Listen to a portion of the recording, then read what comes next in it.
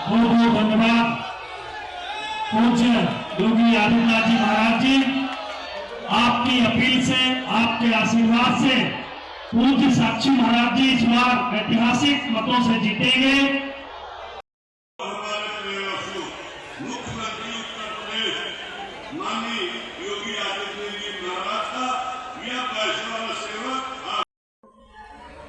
आज 80 करोड़ लोग देश के अंदर फ्री में राशन की सुविधा प्राप्त कर रहे हैं। 80 करोड़ लोग, 60 करोड़ लोगों को आयुष्मान भारत की सुविधा मिल रही है।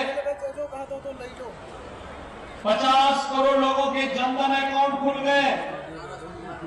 अगर ये 60 करोड़ लोग जिन्हें आयुष्मान भारत की सुविधा प्राप्त हो रही है, इनमें से या इसके बाद अगर कोई अन्य व्यक्ति कभी उसके परिवार में कोई बीमार होता है, सुविधा नहीं, उसके पास इतना साधन नहीं, अगर वह हमारा विधायक या सांसद या कोई पदाधिकारी या वह पीड़ित भी अगर मुझे पत्र भेज देता है तो हम उसके खाते में सीधे पैसा भेजते हैं, क्योंकि मोदी जी ने अकाउंट खोल दिया है और पैसा भेज करके उसे कहते हैं निश्चिंत होकर के अपना उपचार कराओ।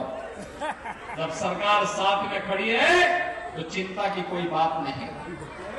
बहनों भाइयों, ये सब द्रोही है और हमारा तो संकल्प होना चाहिए, जाके प्रिय राम वेदे ही तजिए ताहि कोटि बैरी सब यद्यपि परम स्नेही। जो राम का विरोधी है वह हमारा विरोधी है, चाहे वह हमारा सगा ही क्यों ना हो। अगर वह राम का विरोध कर रहा है उसके खिलाफ खड़े होंगे। कांग्रेस और सपा का तो इतिहास ही राम का विरोध करने का है ना। कहते थे राम हुए ही नहीं, क्या कहते थे? कहते थे राम हुए ही नहीं। क्या कहते थे कि अयोध्या में कोई परिंदा भी नहीं पर मार सकता। और आज जब अयोध्या में रामलला विराजमान हो गए तो अब ये इनके स्वर बदल गए, कहते राम तो सबके हैं, तो थोड़ा चरित्र लोगों का है। बहनों भाइयों, इन पे कभी विश्वास मत करना, कभी विश्वास मत करना। तीसरा,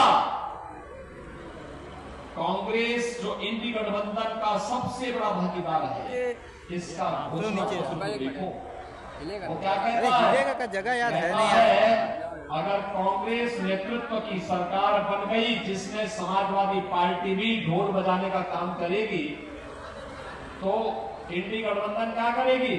अल्पसंख्यकों की रुचि के अनुसार खान पान की पूरी स्वतंत्रता देगी। बहनों भाइयों, मैं जानने का, मैं पूछना चाहता हूं, ये अल्पसंख्यकों की रुचि के अनुसार खान पान क्या होता है?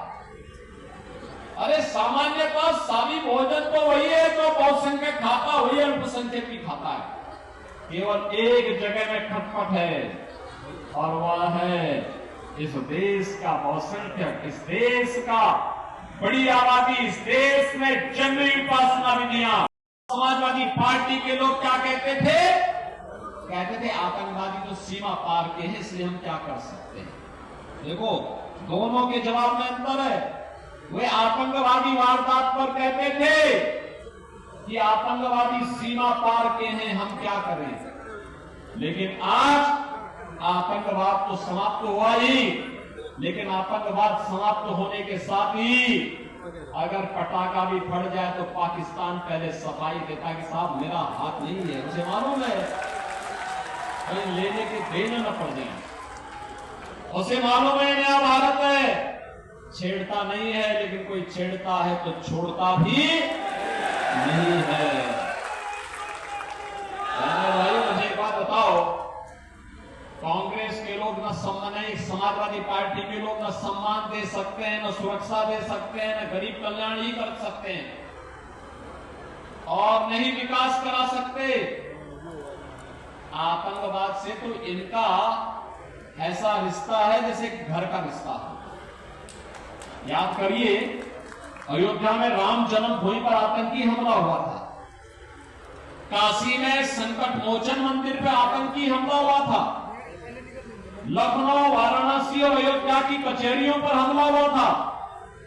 सीआरपीएफ कैंप रामपुर पे हमला हुआ था।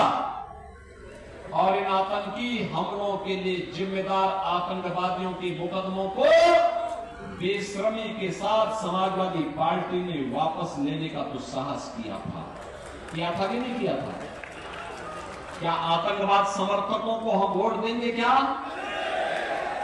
आतंकवादियों के विरोध के पक्ष में हमारा वोट जाएगा? क्या आने वाली पीढ़ी कभी माफ नहीं करेगी। दूसरा, मेरे भाइयों,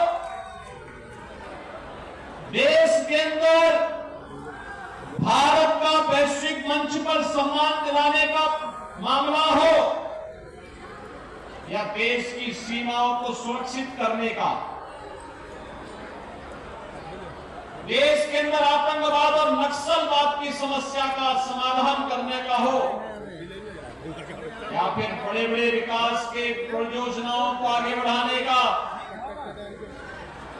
गरीब कल्याणकारी योजनाओं की तो कोई गिनती ही नहीं। 2014 और 2014 के पहले और 2014 के बाद के कार्यों की अगर हम तुलना करते हैं तो जमीन आसमान का अंतर आपको नजर आएगा। बहन और भाइयों, याद करिए 2014 के पहले गरीब भूख से मरता था, कोई पुरसाहार नहीं था। गरीब चिकित्सा के भाव में दम तोड़ता था, कोई पूछने वाला नहीं था।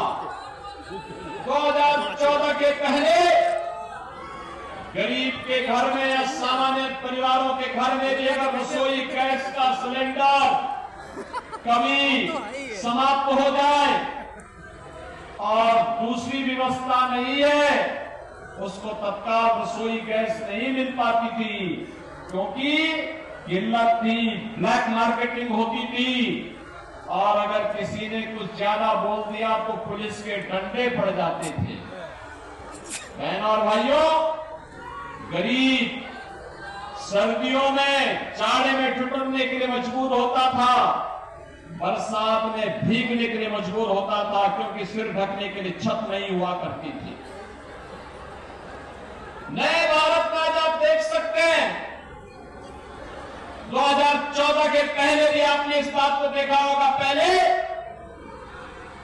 ये गर्मी है, इस समय बुंदेलखंड, बिंद और तमाम क्षेत्रों में टैंकर से पानी जाते थे, गांव के गांव खाली हो जाते थे, क्योंकि सूखा पड़ जाता था। बहन और भाइयों,